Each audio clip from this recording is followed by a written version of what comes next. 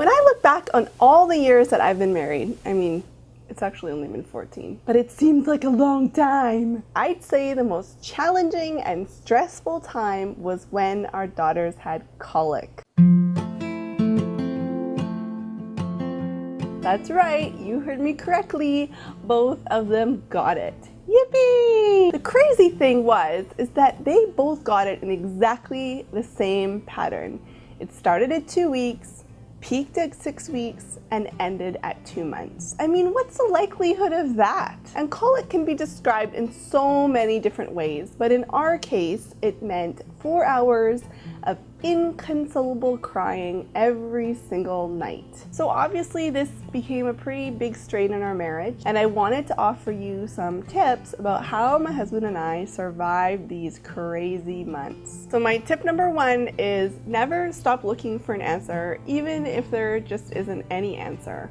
This will give you a focus to your frustration and help you avoid the tendency to blame one another.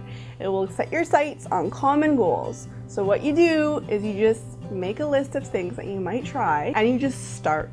You just go down the list and you try each one. Where we started was the book, The Happiest Baby on the Block. And I'll put a link in the description below because it was really helpful book. Harvey Karp, who is the author of the book, recommends 5 S's. They are swinging, sucking, shushing, swaddling, and shaking. And not like shaking your baby, because no one recommends that, but it's like this nice little head jiggle that does the trick most of the time. In addition to the 5 S's, we tried so many other things, including homeopathic and natural remedies, as well as pharmaceutical medication.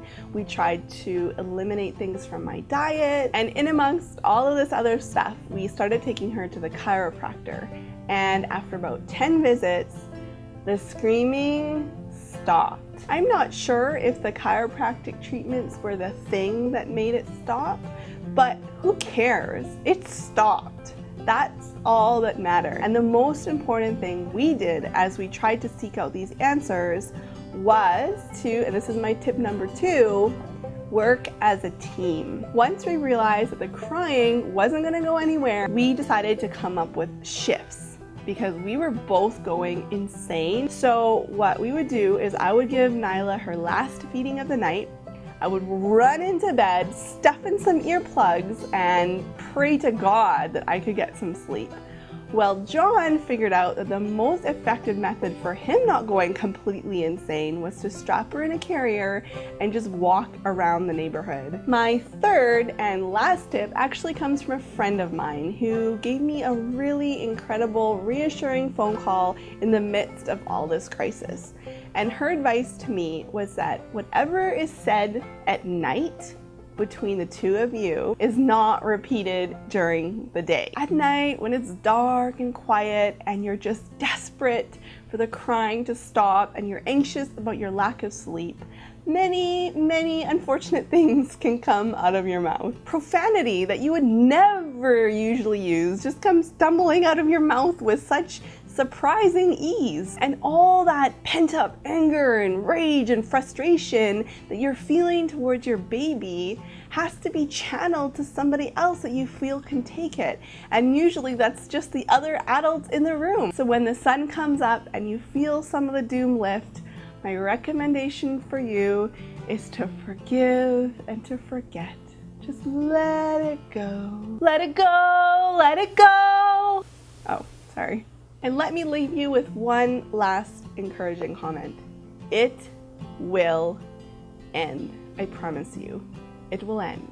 I don't know when it will end for you, and 2 months, to be honest, is quite early, so don't have that as your expectation, but it will end. And if you're watching and you don't have kids, but are planning to in the future, please don't let this discourage you from having children. It's just a very small aspect of it. So thanks for watching. If you're on YouTube, you can maybe give it a thumbs up if you found it helpful.